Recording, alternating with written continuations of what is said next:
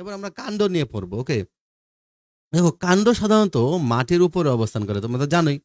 মূল মানে মাটির নিচে থাকবে, তাই না? আর কাণ্ড মানে কি, মাটির উপরে থাকবে।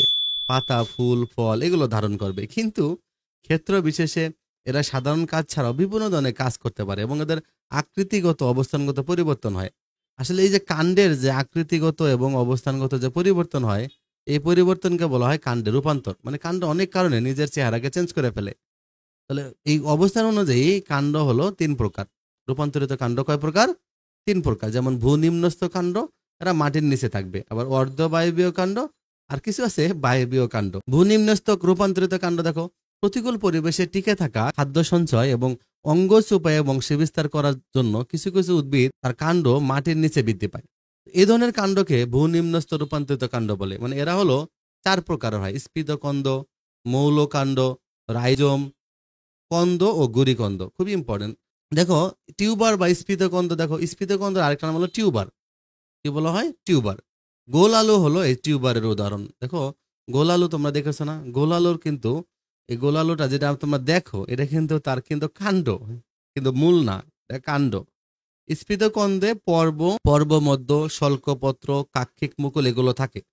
মানে এর গায়ে অনেকগুলো গর্তের মতো থাকে। স্বল্পপত্রের কক্ষে কতগুলো গর্তের মতো থাকে, যেটাকে চোখ বলে। তোমরা আলুতেও চোখ থাকে না? ওটা কিন্তু চোখগুলো কেটে কেটে যদি লাগাও তাহলে কিন্তু নতুন গাছ হয়, তাই না? অনুকূল ঋতুতে এই চোখগুলো হতে কিছু মুকুল বাইর হয়, দেখবা এই চোখগুলো থেকে ছোট ছোট গাছ বের হয়। এটা যদি মাটিতে লাগানো হয় তাহলে কিন্তু সেখান থেকে নতুন করে উদ্ভিদ হবে, নতুন করে আলো হবে। খাদ্য সঞ্চয়ের জন্য স্ফীত হয়ে এরা গোলাকার রূপ ধারণ করে। আর আসলে খাদ্য সঞ্চয়ের জন্য এরকম মোটা মোটা হয়, গোলাকার রূপ হয়। আর এই চোখগুলো থেকে স্বল্পপত্র বের হয়, আর সেগুলো মাটিতে লাগাইলে গাছ হয়। রাইজম, দেখো রাইজম কি? রাইজম হলো, দেখো আদা, হলুদ এগুলো কিন্তু রাইজমের উদাহরণ। হ্যাঁ, আদা, হলুদ এরা রাইজম জাতীয় কাণ্ড, কারণ এরা মাটির নিচে খাদ্য সঞ্চয় করে।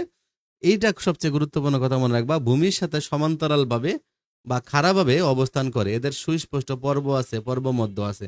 দেখো তুমি বুঝতে পারবা যে এখানে দেখো, এখানে একটা পার্ট, হ্যাঁ, আবার এখানে আছে। তুমি শেপ গুলো আলাদা করতে পারবা। এইটুকু থেকে এইটুকু দূরত্ব হলো এটা পর্ব। তাহলে পর্ব হতে দেখো স্বল্কপত্র, অস্থানিক মূল এবং স্বল্কপত্রের কক্ষে কাক্ষিক মূল এগুলো তৈরি হয়।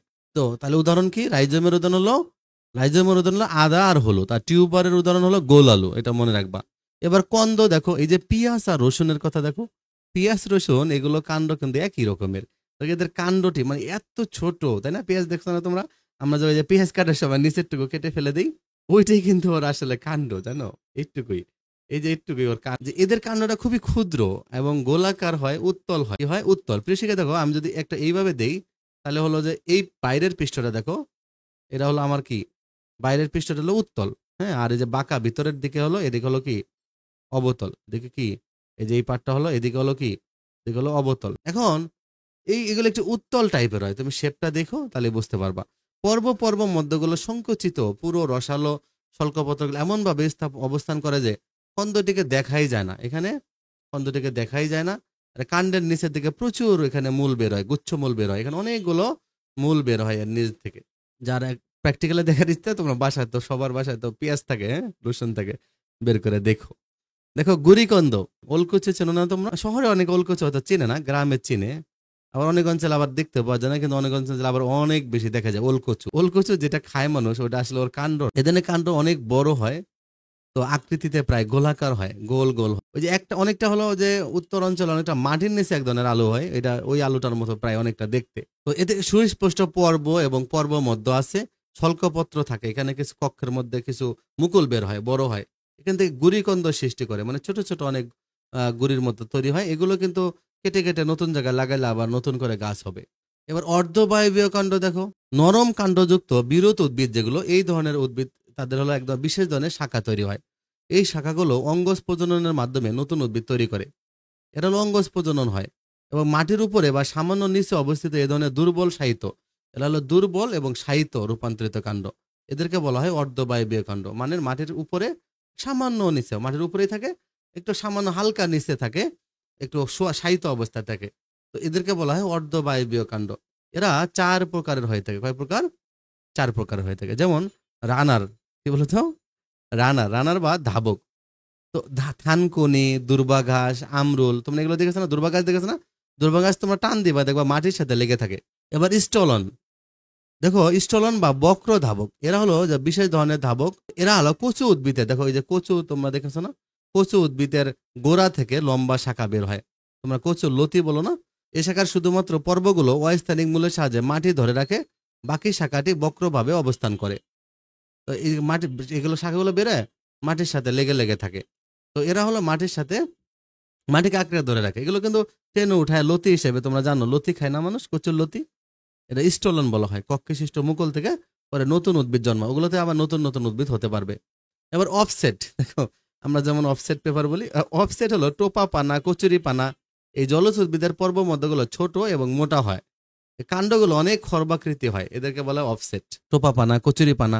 সাকার, এবার দেখো সাকার বা ঊর্ধ্ব ধাবক, চন্দ্রমল্লিকা, বাঁশ এই প্রভৃতি উদ্ভিদের সাহিত্য কাক্ষিক মুকুল থেকে উৎপন্ন হয়ে শাকারে অগ্রভাগ মাটির উপরে চলে আসে এবং নতুন উদ্ভিদের জন্ম হয়। তোমরা দেখো যে বাঁশের পাশে, বাঁশের থেকে বাঁশের কোরল বের হয়, বাঁশ কোরল বলে যেটা, এটা বের হয়ে একদম উপরের দিকে উঠা পড়ে। বায়বীয় রূপান্তরিত কাণ্ড, এবার দেখো এগুলো আমরা বললাম অর্ধবায়বীয়, সাকার, অফসেট, স্টলন, রানার, এগুলো হলো কি অর্ধবায়বীয়। এবার আমরা পড়বো বায়বীয় রূপান্তর কাণ্ড, মানে যেগুলো বায়বীয়, এই সকল কাণ্ড মাটির উপরে স্বাভাবিক কাণ্ডের মতোই অবস্থান করে, কিন্তু বিশেষ ধরনের কাজ করে, যেমন খাদ্য তৈরি, অঙ্গজ প্রজনন, আত্মরক্ষা, আরোহণ ইত্যাদি কাজে রূপান্তরিত হয়। এরা 4 প্রকারের হতে পারে। হ্যাঁ, কয় প্রকার? এরাও 4 প্রকার। মাথা ঘুরতেছে তাই না? অনেকগুলো প্রকার পড়তেছে, তবে তোমরা বারবার দেখলে মনে থাকবে। ফাইলোক্ল্যাট বা পর্ণকাণ্ড, ফণিমনসা জাতীয় উদ্ভিদটি এই ধরনের কাণ্ডের উদাহরণ। এ ধরনের কাণ্ড পাতার মতো চ্যাপ্টা সবুজ, যার ফলে এরা খাদ্য তৈরি করতে পারে। পাতাগুলো কাঁটায় পরিণত হয়ে উদ্ভিদের আত্মরক্ষার কাজ করে। থর্ন কাণ্ড, থর্ন বা শাখা কণ্ডক বলে, দেখো মানে এলো অনেক সময় কাক্ষিক মুকুল, শাখা মুকুল তৈরি না করে শক্ত সুচালো কাঁটায় রূপান্তরিত হয়। তো বেল, ময়না কাঁটা, মেহেদি কাঁটা, মেহেদি ইত্যাদি উদ্ভিদে কাঁটার মতো এই যে শাখা কণ্ডক বের হইতে দেখা যায়। এবার দেখো যে স্টেম, স্টেম টেন্ড্রিল বা শাখা আকর্ষী, এর শাখা আকর্ষী, এলা ঝুমকলতা, হাড়জোড়া ইত্যাদি দুর্বল আরোহী উদ্ভিদের পত্রকক্ষ থেকে সুতার মতো সরু লম্বা পেঁচানো যে অংশগুলো বের হয় তাকে শাখা আকর্ষী বলে। আকর্ষীতে পাতা উৎপন্ন হয় না, এই যে এগুলো কিন্তু আকর্ষী, এই যে এগুলো হলো আকর্ষী। হ্যাঁ, এগুলো আকর্ষী, এতে পাতা তৈরি হয় না। এবার বুলবিল, দেখো বুলবিল, এই যে কোনো কোনো আরোহী উদ্ভিদের কাক্ষিক মুকুল শাখায় পরিণত না হয়ে প্রচুর খাদ্য সঞ্চয় করে গোলাকার মাংসপিণ্ডের আকার ধারণ করে এরা বুলবিল। যেমন গাছ আলু, যেমন কি গাছ আলু, এটা পাতার গোড়ায় কিছু পিণ্ডের মতো হয়, আলুর মতো হয়। এটা হলো ছোটবেলায় আমরা আগুনে ফোড়া দিয়ে খেতাম এটাকে।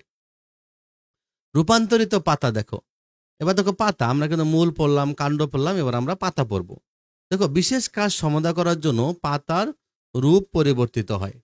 তো এ ধরনের রূপান্তরিত পাতা সম্পর্কে এবার আমরা জানবো। যেমন আকর্ষী কিছু আছে, পাতা কিছু আকর্ষীয় আছে।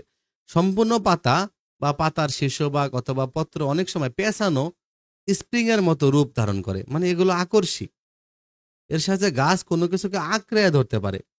জংলি মটর গাছে, হ্যাঁ জংলি মটর গাছে এ ধরনের আকর্ষী পাতা দেখা যায়। খাদ্য সঞ্চয়, পেঁয়াজ, রসুন, তারপর হলো যে ঘৃতকুমারী মানে অ্যালোভেরা, এই গাছের পাতাগুলো সরু রসালো, পুরু রসালো হয়, এসব পাতায় খাদ্য জমা থাকে। এবার হলো পতঙ্গ ফাঁদ, এটা তোমরা একটা মজার একটা উদ্ভিদ, দেখো এই কলসি উদ্ভিদ, কলসি উদ্ভিদ এক ধরনের লতানো গাছ, যা ঝাঁঝি নামক জলজ উদ্ভিদের পাতা রূপান্তরিত হয়ে কলসি বা থলের মতো রূপ ধারণ করে। দেখো এখানে হলো কি, এরা এখানে প্যাকেটের মতো হবে, এই প্যাকেট হা হয়ে থাকে, এর মধ্যে যখন পোকামাকড় ঢুকে তখন ওই ঢাকনাটা বন্ধ করে দেয়, চিন্তা করছো? পরে গাছ তার দেহ থেকে রস শুষে নিয়ে প্রজনন। কোনো কোনো উদ্ভিদে পাতার কিনারা থেকে কুড়ি বেরোয়, এটা তো তোমরা জানো পাথরকুচি উদ্ভিদের। এই পাথরকুচি কিন্তু পাতার কিনারা দিয়ে কুড়ি বেরোয়, ওগুলো থেকে গাছ হয়। পাথরকুচি উদ্ভিদ এমন একটা, তুমি যদি পাতা ফালায় রাখো তাহলে দেখবা কি হবে, নতুন নতুন গাছ তৈরি হবে। মাটিতে ফালায় রাখবা, গাছ হয়ে যাবে। এবার হলো কন্টক পত্র, তাহলে পাতা কখনো কাঁটায় রূপান্তরিত হয়ে যায়, যেমন লেবু। লেবু কি হয়, এটা হলো কন্টক পত্র বলে, মানে পাতাগুলো কাটা হয়ে যাইতে যায় পরবর্তীতে। আসলে আমি কাটাই দেখেছি, কিন্তু পাতা কাটাই হয়ে গেছে এটা দেখিনি, কিন্তু লেবুর নাকি এটাই হয়, পাতাগুলো কাটা হয়ে যায়। শল্কপত্র, ভূনিম্নস্থ কাণ্ডের পাতা পাতলা আঁশের মতো আকার ধারণ করে। অনেক সময় মাটির নিচে কাণ্ডের পাতাগুলো পাতলা আঁশের মতো ধারণ করে, যেমন আলু, তারপরে আদা, হলুদ ইত্যাদি, এগুলোই শল্কপত্র। রসালো শল্কপত্র খাদ্য সঞ্চয় করে, কাক্ষিক মুকুলকে রক্ষা করে। যেমন পেঁয়াজের রস হলো স্বল্পপত্র, পেঁয়াজের যেগুলো দেখো না, এগুলো কিন্তু স্বল্পপত্র। এটা কিন্তু পেঁয়াজের যে আমরা পেঁয়াজটা যে খাই, নিচে থেকে গোড়ার নিচে থেকে কাণ্ড, কাণ্ডর নিচে থেকে মূল, আর যে আমরা যেটা খাই যেটুকু এটা হলো আসলে তার স্বল্পপত্র, রসালো অংশটুকু। তাহলে আমরা এখানে শিখলাম কি, আদা আলু এগুলো হলো রূপান্তরিত কাণ্ড, কাণ্ড ও পাতা কণ্টক বা আকর্ষিত রূপান্তর হতে পারে। যেমন আমরা দেখছি লেবু গাছের পাতা কিন্তু কাটা হয়ে যায়, মূল কাণ্ড পাতা খাদ্য সঞ্চয় করে, জৈবনিক বিভিন্ন কাজ করে, প্রজনন ইত্যাদি কারণে রূপান্তরিত হয়। রূপান্তরিত মূল কাণ্ড পাতা মানব জীবনে অনেক ভূমিকা পালন করে। শিক্ষার্থী তোমরা এভাবে এগুলো পড়ে ফেলবা, অধ্যায়ের সংক্ষিপ্ত প্রশ্ন বইয়ের প্রশ্নগুলো পড়ে ফেলবা। এর পরের ভিডিওতে আমি তোমাদেরকে এই অধ্যায়ের প্রশ্নগুলো দিয়ে দিব। ভালো থেকো।